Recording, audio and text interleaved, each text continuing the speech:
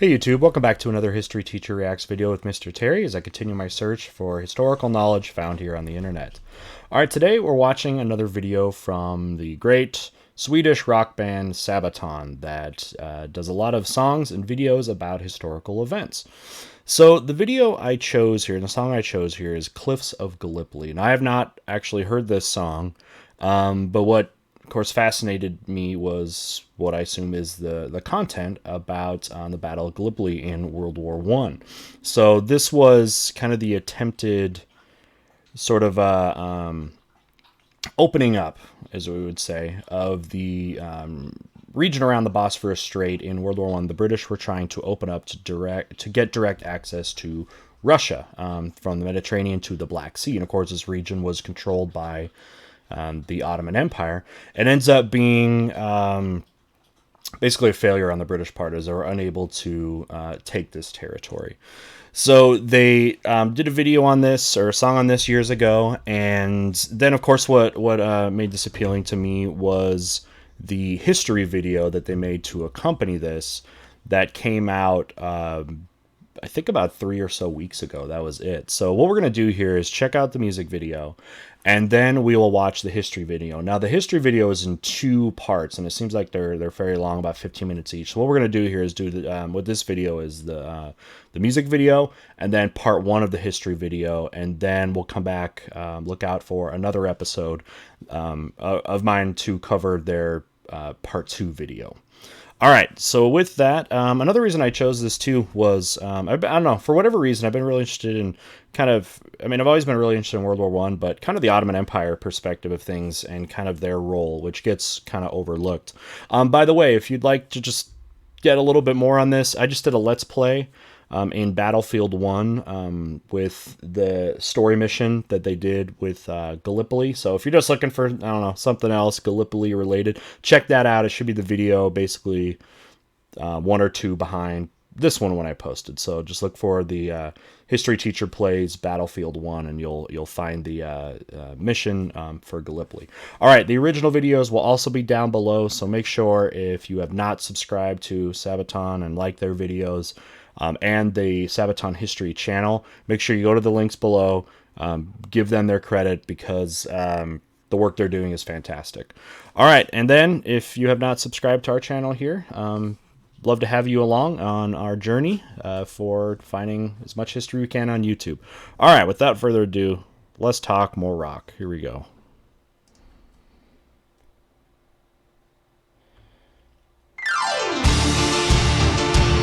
All right, get the piano going.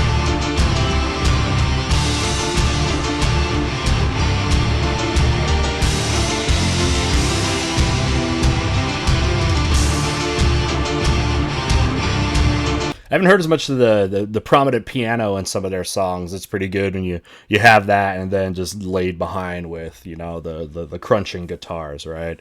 Sabaton have seemed to have such a good way of mixing so many different things, and it's great. It's great to see that kind of diversity there, but still keeping that like rock anthem like emotion that they seem to have in all their songs.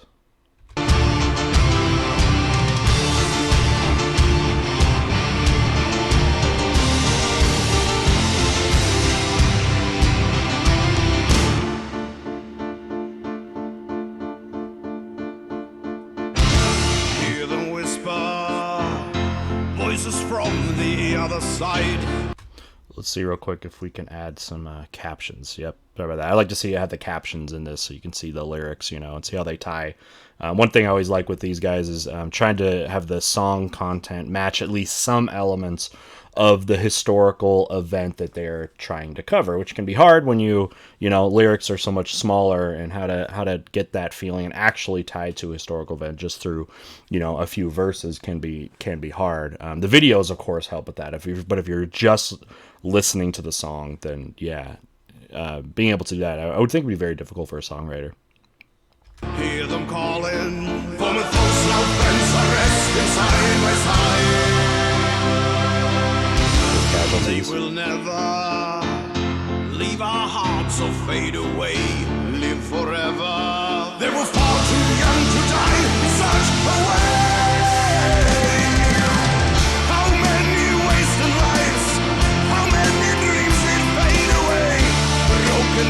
You know, to add to this, because I hope that's what you're here for to see. This mission has been seen as such a deadly failure for the British, right? Famously, Winston Churchill, who was a young administrator in the Navy at this time, was as a lot of people say that he was one of the major peoples major people that was pushing for this attack, right? When supposedly a lot of people were telling him it could not be done. It was not going to be worth it. It would have required an incredible amount of potential casualties, and the failure here of this actually ruined. It looked like it was going to ruin his career. He basically ends up resigning from the Navy, and actually kind of famously ends up joining the Army and going to the front. But anyway, yeah, that's what they're referring to here when talking about like these wasted lives. Is the end result of this will not be what they were looking for and seen as a waste, you know, from a strategic point of view. Promises they won't be coming home. Oh, mothers, wipe your tears. Your sons will rest a million years. Found their peace at last, as both turn to friend and forget. And they knew they would die. Gallipoli.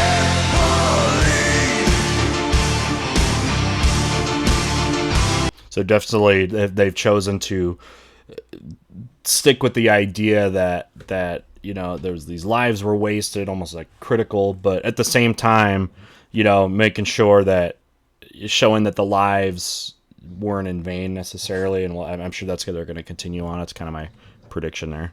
Left the letters in the sand.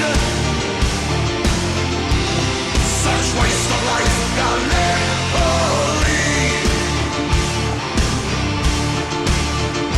You know, and definitely you could talk about the waste of life on the Ottoman end, right? So many Ottoman soldiers wouldn't have died too. I guess if you had just looked at the strategy of it and looked and said, this wasn't going to be useful, all this is going to do is be a lack of, or death of many lives on both sides, pretty much. You know, kind of wasteful. Dreams of freedom turn to dust.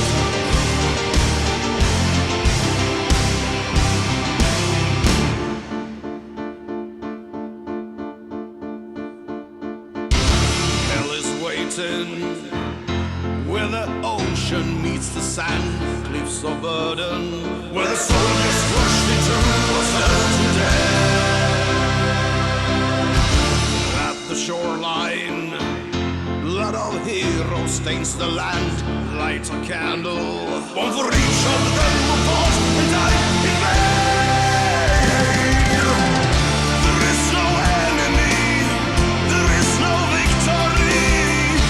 Only boys who lost their lives. So it's totally just saying the tragedy of it. Okay, yeah, I mean, so many of their songs are very like inspiring that way, like inspiring the people that were there, and I guess it would be hard to do that if you were trying to take the British perspective of this, but mostly just as a remembrance, I guess, and I don't pay tribute, I guess, to these people, but definitely focusing on the kind of, I guess, the tragedy of it all. In the sand, young men were sacrificed. Their names are carved in stone and kept alive. And forever we will honor the memory of them. And they knew they would die.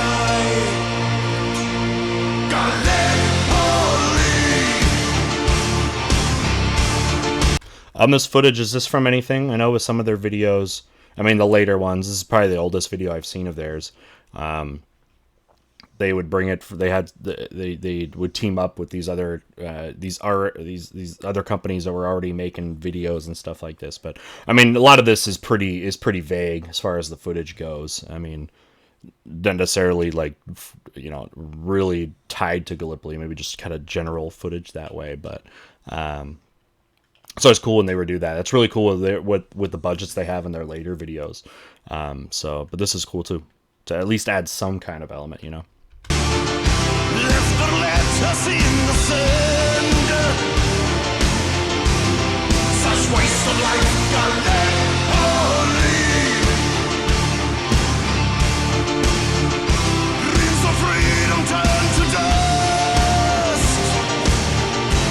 This song is like it's 2019 right now. I think it said 2008 for this. I love the singer. I forgot his name. He's great. He's like got the same exact style. It's like this camo / like Punisher look.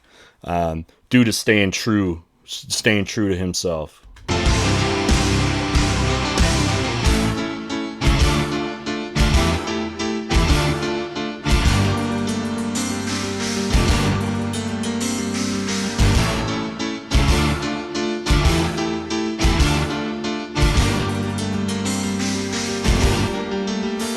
That Gallipoli gets really overlooked. I feel like, at least in America, they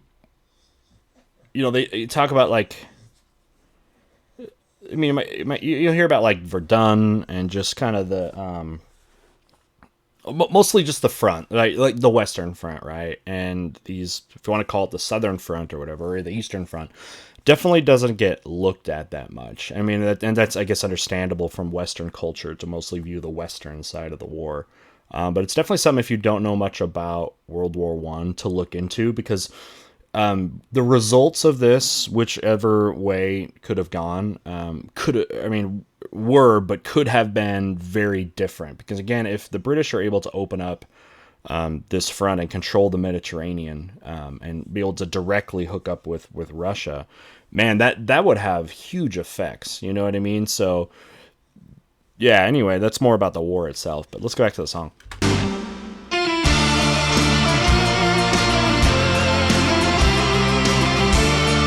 Solo, right? So definitely going more like a ballad almost with this song.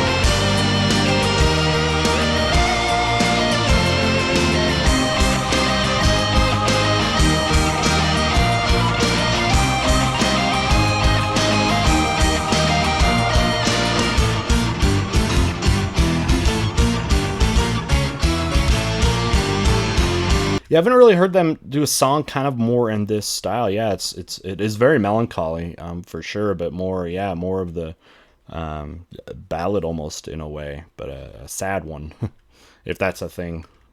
Forgive my lack of musical terminology.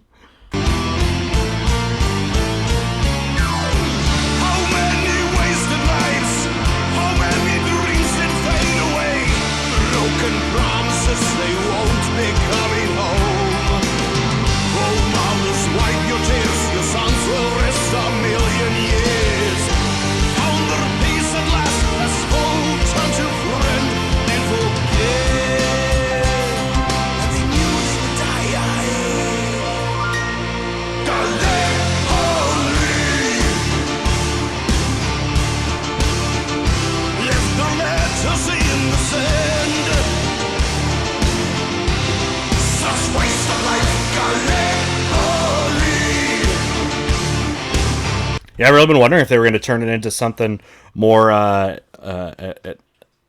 mean, I don't know if positive, but more like,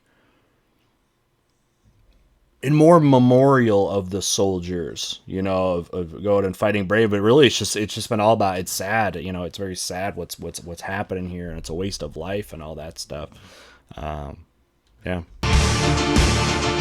Dreams of freedom turn to dust.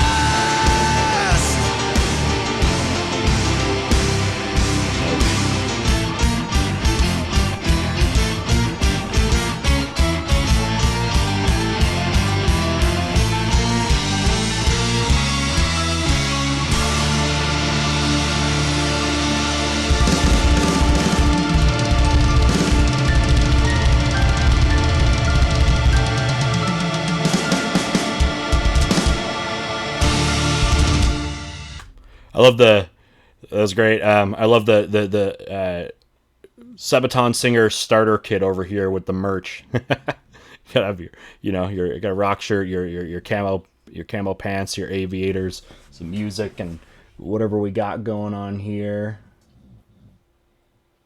Awesome. All right, well, yeah, I mean, they totally just focused on the tragic nature of this, specifically from the point of view of these soldiers that got sent in to maybe what was an impossible mission. I mean, to take that, it was so heavily fortified in the Strait of Water that so many people died, and with little to gain from it, right? So it's very critical, almost like not anti-war, but you know what I mean. Yeah, but yeah, I hadn't heard a song of theirs that kind of had that tone to it, so that was interesting to see that way, because so many of their songs are so anthemic in kind of the positivity in a way, or an inspiring nature, and this one is very, very melancholy that way. So I don't know, maybe that's just the evolution of the band, because this is probably the oldest song I've heard from them, if they were more like that necessarily. I know with the the Great War, which I've been checking out now, their newest album, it's very anthemic that way. So all right, well, cool.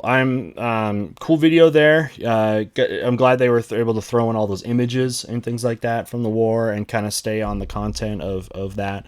I'm definitely excited now to go ahead and jump into their history video that actually just came out. So this video I think was 2008, and then this video, or the history video we're about to watch, is just from a couple weeks ago and mid-September of 2019. So let's go ahead and jump over there. By the way, for you guys that are really into the Sabaton songs, where do you put this song in how you liked all of their songs? Is this one of the upper ones, one of the lower ones, one of kind of the middle ones? So you guys that are really into their catalog of music, what do you guys think of this song specifically? Let me know in comments. All right, let's hop over. All right, we got Andy Nidell back. So I guess he's not wearing necessarily the camo pants, but he's still rocking the mohawk and the aviators, right? So, all right, cool. I love their set, by the way, in these videos. These are so cool looking. I always someone told me what this thing was from, this skull thing down there. I always thought that thing was really cool. Someone remind me what that's from. But we got an AK back there, kind of a part of a gas mask, I think, down there. Helmets, British flag, yeah. All right, well, anyways, let's just jump in and check this out. I'm Indy Nidell. And I'm Joachim from Sabaton. And this is Sabaton History. Cool. Now, this song is going to be covered in 2 episodes, so I can cover 2 aspects of the topic. Gallipoli.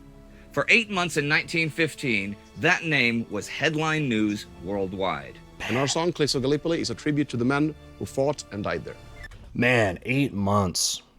I forgot exactly how long that had lasted. I know it was long, but just 8 months of just constant, brutal fighting without getting those results, both on land and then by sea, because it's to open up the passageway there between the Mediterranean and the Black Sea. But I know it was a huge, devastating loss, but 8 months, I don't know if that seems like a lot to you, but it's a long time. It's a long time to not have success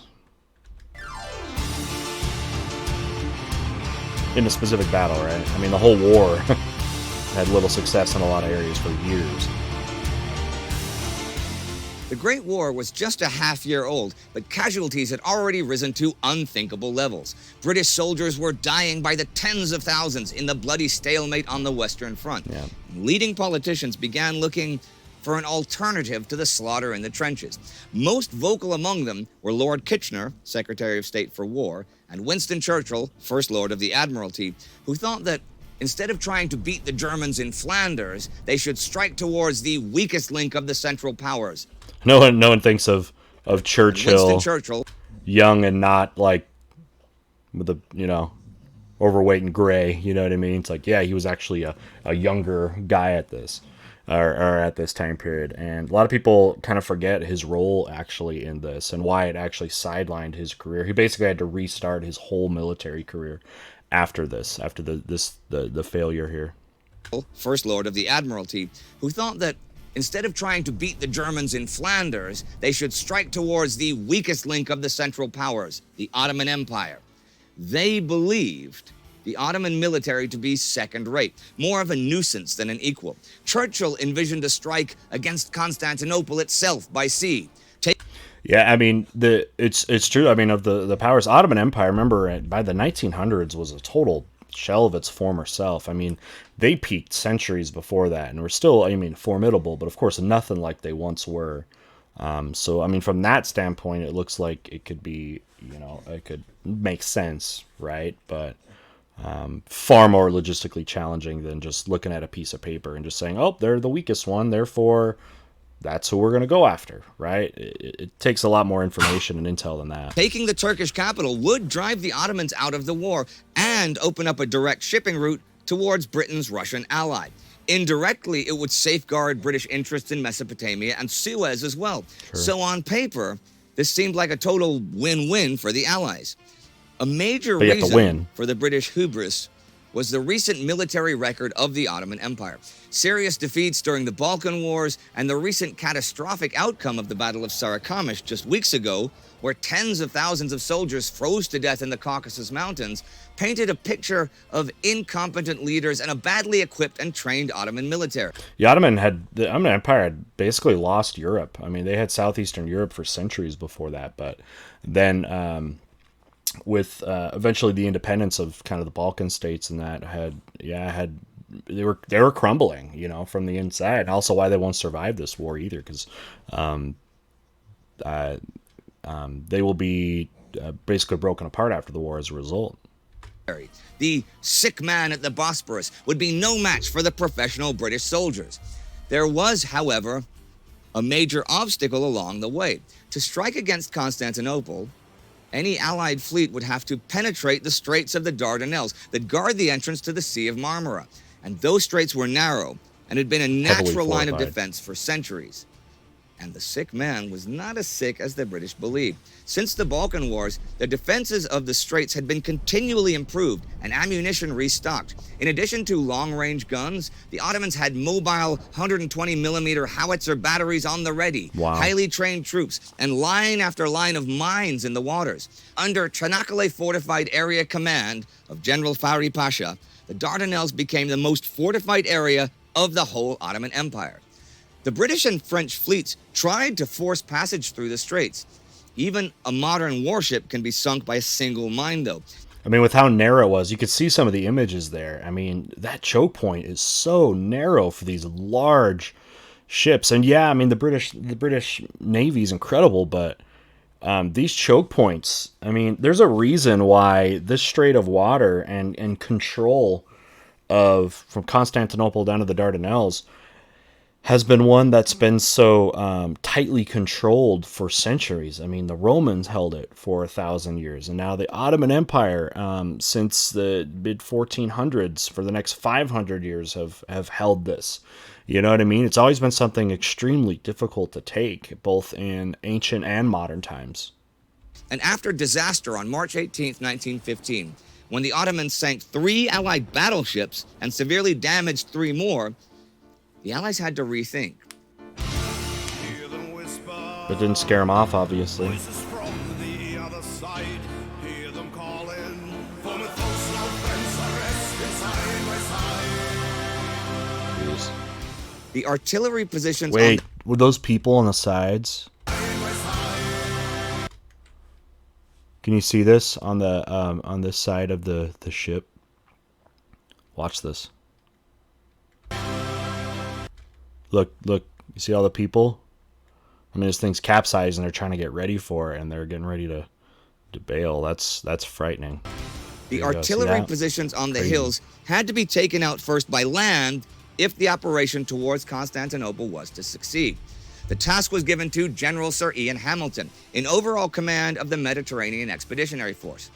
The MEF included, along with British units, the ANZAC, Australian and New Zealand Army Corps, under General Sir William Birdwood.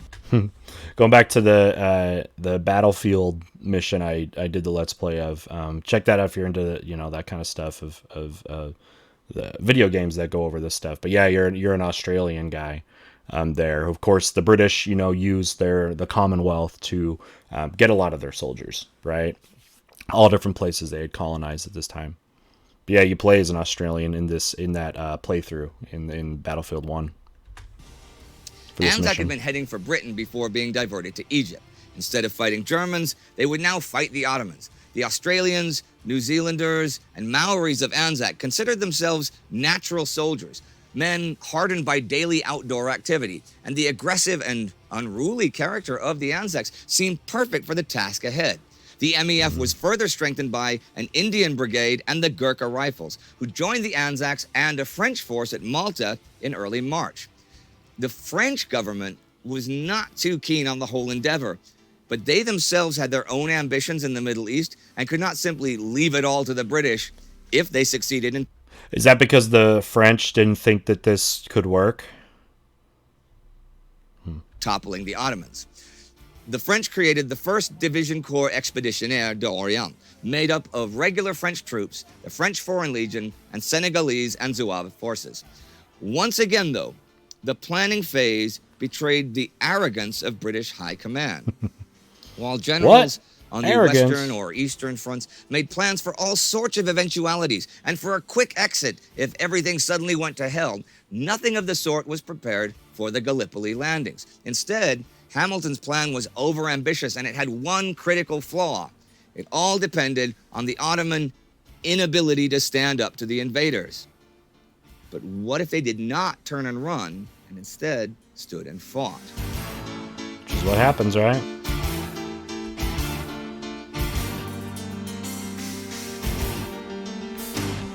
I mean, the geography here doesn't seem like necessarily like in these straits, because there's, again, all those cliffs of the massive clear landing spots that you would need. You know what I mean? I mean, that was even difficult when you look at World War II and like look at Normandy and stuff like that, where it's you know, you can do it, but it's not going to be easy. Gallipoli is not easy at all. The German influence over the Ottoman forces was personified by General Otto Liman von Sanders in command of the 5th Army at Gallipoli. Ever since the naval attacks, it was thought that an invasion might take place. And the British did little to hide their intentions. In fact, the Greek newspapers ran headlines about the coming landings.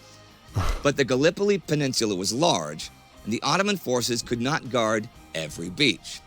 Von Sanders decided to put only a screening force as a tripwire defense close to the beaches and keep most of his men in reserve units further back.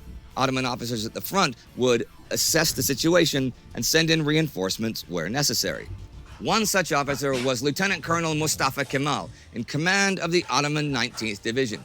He was familiar with the defenses, and his troops were well-trained, motivated, and equipped. In fact, with the help of German instructors and weapon supplies, it was quite a formidable fighting force. The landings began the night of April 25th. The Anzacs would land on the west of the peninsula at a place called Gabatepe, later known as Anzac Cove. They would build a bridgehead and advance the next day all the way to the heights of Maltepe. The other British troops would land at the tip of the peninsula, Cape Helles, and then take Achibaba and the Kilid Bar Plateau in one fell swoop. After that, they would simply join forces and push the Ottomans from the heights. That geography is so rugged and narrow to be able to do this kind of invasion that it sounds like would be necessary for that. Am I wrong? There were also several diversionary landings around the flanks, with the French landing on the Asian side of the straits at Comcale. Illuminated by the moon, the Anzac landing craft made their way towards their destination, fighting the strong currents. The beaches were in darkness and all was still, and hopes were high that they would fully surprise the enemy. But as soon as they made ground, the first bullets crashed into the boats. A concert of rapid rifle fire erupted, and the battle for Gallipoli had begun. Anzac was not even facing an entire battalion, but the sudden fire caused confusion as the first casualties began to litter the beaches. As more and more Anzacs landed, the outnumbered Ottomans retreated to higher ground and into prepared trenches. And as the sun rose, they fired freely into the mass of men on the beaches. The Anzacs had been ordered not to load their rifles and instead rushed up the hill, bayonets fixed. But in the dim morning, it was hard to navigate the steep heights and the thorny undergrowth, and the Ottomans fired and retreated further. The Anzacs were soon left out in the open, trying to make sense of the rough terrain, climbing the high ridges, running through razor-sharp thorns and over slippery stones. Soon left the men exhausted, and many fell to accurate Ottoman sniper fire. The maps were totally inadequate, and the officers still standing were overwhelmed by the situation. The Ottomans themselves retreated towards the heights of Chunuk Bair. From the high ground, they could direct artillery fire onto the beaches. Mustafa Kemal was among the first to understand that the landings at Anzac Cove were not a diversion, but were the real deal. He ordered his division to Sari Bair, the highest point on the peninsula. But while he himself Those guys are in trouble, was man. trying to get a better view of the situation, he saw exhausted men flooding back from the fighting. Upon ordering them to stop, they declared that the Anzacs were moving up and they themselves had no ammunition left. While Kemal's orderlies were running back to get the division moving, he ordered the men he'd halted to fix their bayonets, turn back to attack with the now famous words, "I don't order you to attack, I order you to die." If you're a soldier, what do you think of this when this is happening? Right? When do your loyalties contradict with your common sense and just your I don't know, emotional need to survive when you hear something like that, right? In the time which passes until we die, other troops and commanders can take our place. The time which passes until we die, other troops and commanders can take our place. That's just looking at your soldiers as completely replaceable people they're not even people, right? They're just numbers on a sheet of paper or chess pieces on a chessboard and not actual lives, right? But yeah, you'd say the Ottomans are taking this very seriously, though, right? Hell is waiting where the ocean meets the sand cliffs of And maybe Sabaton was talking about the recklessness on both sides in that way. I don't know. They didn't really, necessarily talk nationalities in it. burden, where the soldiers rushed into the first to death. The pursuing Anzacs were totally caught off guard by the sudden counterattack. Fearing that Ottoman reserves had already arrived, they pulled back. Everywhere around Anzac Cove, the Ottoman resistance began to stiffen. Attempts to cross the ridges were immediately met with heavy fire from an unseen enemy. The invaders were stuck. At Helles, the situation was even worse. Way worse. This was an obvious landing site, and the Ottoman defenders had prepared thoroughly. As the Allied landing craft closed in on the beaches, they were met with a deadly hail of bullets. Many men were hit before they could make landing. Others panicked and jumped into the water. Many of those drowned, dragged down by their heavy kit. But those that made it out of the boats met belts of barbed wire guarding the beach, trapping them in the open. Soon, bodies littered the beach, and the waves washed ashore blood red. The men lucky enough to make it through huddled down behind a sandbank. At just 5 feet high, around 1.5 meters, it was the only cover available. Again, there were only a few Ottoman platoons defending the area, but they had fortified trenches and knew how to use their rifles and field artillery to deadly effect. The British officers could only watch as the landing crafts were blown to pieces. The men at Helles were trapped. Similar scenes happened at the other landing places. Y Beach was shot to pieces, while the attacks on X and S broke down the same way as the main landings without major results. Yeah. Often forgotten by the history books is the French landing at Kum Kale. The only Isn't that supposed to be the distracting one or whatever? The one that's supposed to be more of a distraction than anything. semi-victory that day. That force, under General Albert Damada, was to silence the Ottoman guns on the Asian side of the straits and divert Ottoman troops. Their actual landing was nearly unopposed, but the overall Ottoman forces facing them were far more numerous than on the European side. Fighting for the tiny town lasted all day, but the vicious close-quarter combat was for naught. The invasion plan had failed. And as darkness fell, it came as a relief. For the exhausted Ottomans, it was time to fall back and reorganize and wait for the reserves. For the Allies, the cover of night was a saving grace. Finally, they could make a move. Men could come ashore, the injured could be tended to, and fresh officers could take charge. The wounded flooded back to the medical ships. But the doctors and nurses were not prepared for the amount of casualties. There was not enough room. There was not enough morphine. Didn't and even if expect a this. wounded man survived, it was still a journey of 600 miles, 1,000 kilometers, back to Alexandria to recuperate. And so the first day of Gallipoli came to an end. The campaign had only just begun. How many wasted lives? How many dreams did fade away? So I mean, this is a struggle day one of trying to get this to actually work. They look totally unprepared for the terrain and just, I mean, especially the terrain. It sounds like, and for treatment of any wounded soldiers. Overconfidence for sure, right?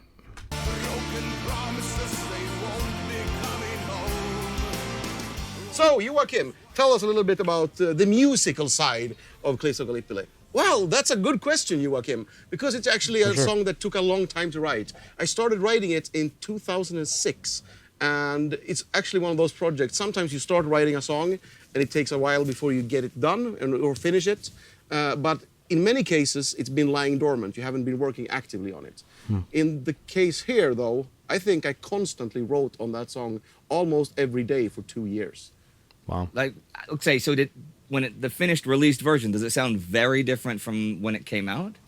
Oh, yes and no. I mean, I don't know how many songs. I mean, all the parts that were taken away for that song probably could consist of 2 more songs in it. You know? Wow. Same thing for Bismarck, actually. It's probably 3 songs worth of writing in there. It didn't take as long, though. But with Cliffs of Gallipoli, I just felt that I had something special going on. And it's not a typical Sabaton song at all. Well, you know, you get these, you fall in love with some of your projects a little bit more. Right. And sometimes a little bit too much. This is Okay. one of those cases. I really enjoy or like the fact or like that these guys, Sabaton, have so much passion for their songs, and they take them very seriously. Because I think when you have this element of trying to portray real events and real people, that you try to do it right, you know what I mean? Because you're affecting a lot of things other than just the song. You're affecting a whole history, right? And making commentary on a whole history. But I do like that they talk about how serious they were. Like, he's fine with the idea of it taking 3 years to write the song to get it right. You know what I mean?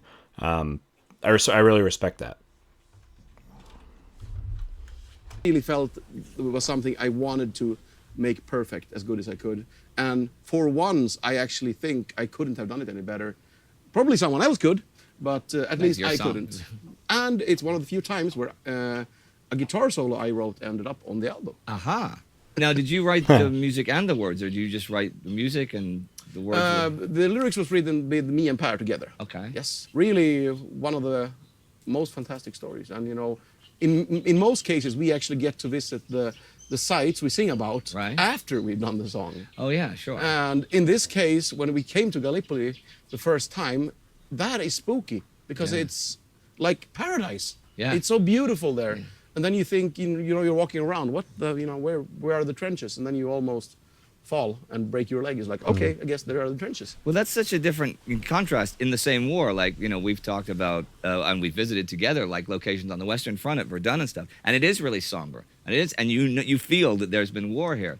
But when you're like overlooking the Dardanelles and stuff, I mean, it's just fantastically beautiful. You don't think, I mean, there's earthworks and that they've rebuilt, and there's some physical buildings and defenses, but you don't see it unless you're thinking of it, that this was a place where thousands upon thousands of people died in horrible conditions. No, I mean, and I also think that I would have done things differently. I mean, if me and Per had been there and seen that, we would have built in some parallels of, you know, the contrast of then and now in a way. Uh-huh. Oh, that'd be very interesting too. Well, maybe you could write another song about Gallipoli.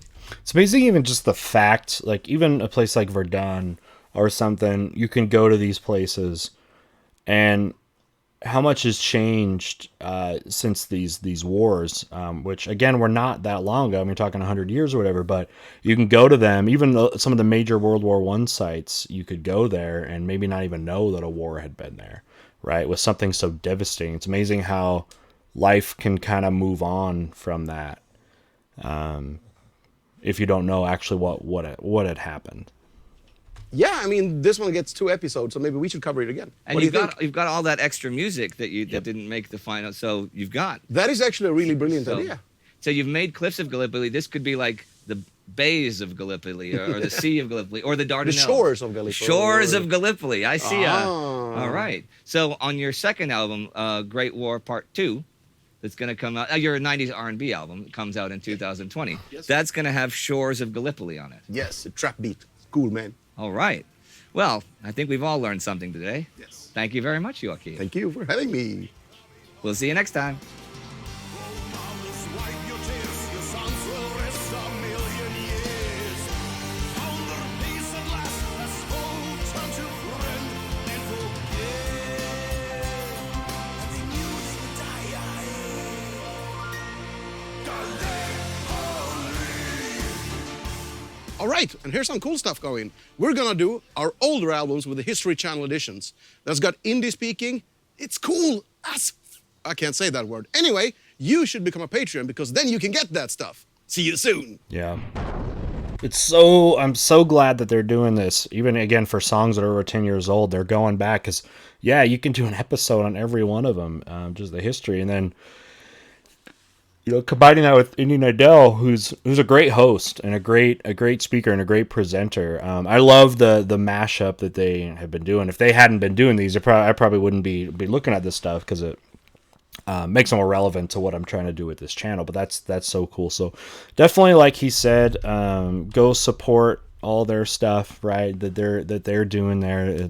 It's so cool that they're working on working on enhancing their past material. You know what I mean? Not just burying that. They're trying to keep it alive and stuff like that, which is very cool. So I really enjoy that. All right. Well, the song again was very different in what I've heard from them, and it shows me another side of them, which is always cool to see from a musician or band. And then the video was great. I learned a ton of stuff, more of the intricacies. I mean, I knew about like why it happened and why maybe it had failed, but seeing some of those specific things about day by day what was actually happening was great. So I definitely learned a lot, and I'm definitely looking forward to part 2. So stay tuned on the channel. Hopefully in the next few days, you'll see a video that I'll do on their part 2 video. But again, in the meantime with that, definitely give them a like and subscribe. Link to these videos will be down below, so you can support them. Like I said, if you wanted to see some, if you're a gamer, want to see some gameplay, specifically with gameplay, check out my little Let's Play I did the other day. Just look at History Teacher Plays Battlefield 1, the first one that pops up there. Should just be a couple days before this video goes up. You can check that out and see just kind of a gameplay footage of what that was like. It goes through this Australian commander, and he's going, and they're trying to fight, but it's failing, and it's basically a part of their retreat, and how deadly that was. So that was it's good to see how those can relate. So, all right. Well, anyway, just a few plugs on the way out. I also have a Patreon account for our channel here. So if you like what you see here, hopefully we see you as a subscriber. If you'd like to support the channel another way, you can join our Patreon. There'll be a link down below. One of the perks that Patreon members get is to participate in a weekly poll for videos that get on here. Also, there are Discord benefits for our patron members, so that also is a good time to join our Patreon. We have a Patreon server that currently has over 3,000 as participants as of when I've posted this video. So if you'd like to be part of a history community with a lot of good smart-minded and personable people, definitely check that out. All right, with that, I think we'll go ahead and cut it here. Again, look out for part 2, and we'll see you next time. Bye.